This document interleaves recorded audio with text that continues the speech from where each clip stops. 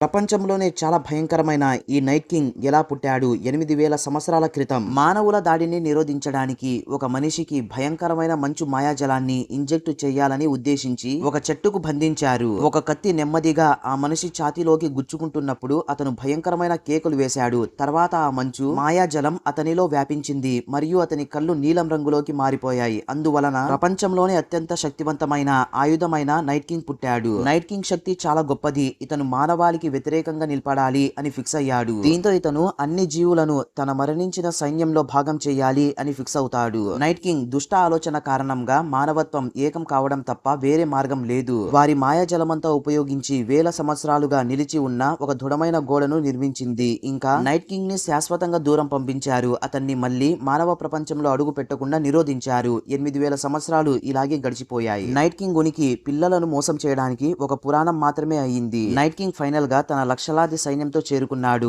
ఇంకా ఇతను ఒక భయంకరమైన డ్రాగన్ ని చంపి తన టీంలో జాయిన్ చేసుకున్నాడు. ఇంకా అది తన భయంకరమైన జ్వాలలతో శక్తివంతమైన గోడను బద్దలు కొట్టింది. నైట్ కింగ్ అన్ని జీవులను తన అద్భుతమైన రాజ్యంగా మార్చాలనే ఉద్దేశంతో మానవ భూభాగాన్ని ఆక్రమించడానికి సిద్ధమయ్యాడు. మానవులు వాళ్లతో చాలా ధైర్యంగా పోరాడి చివరికి ఒక రాక్షసుడిని పట్టుకున్నారు. డబ్బాని ఓపెన్ చేసిన వెంటనే దాంట్లో నుంచి భయంకరమైన రాక్షసుడు బయటకొస్తాడు. అక్కడున్న ప్రజలందరూ ఈ దృశ్యాన్ని చూసి చాలా భయపడిపోతారు. ఇన్ని సంవత్సరాలుగా పుస్తకాలలో చదువుతూ ఉన్న ఈ రాక్షసులు నిజంగానే ఉన్నారని.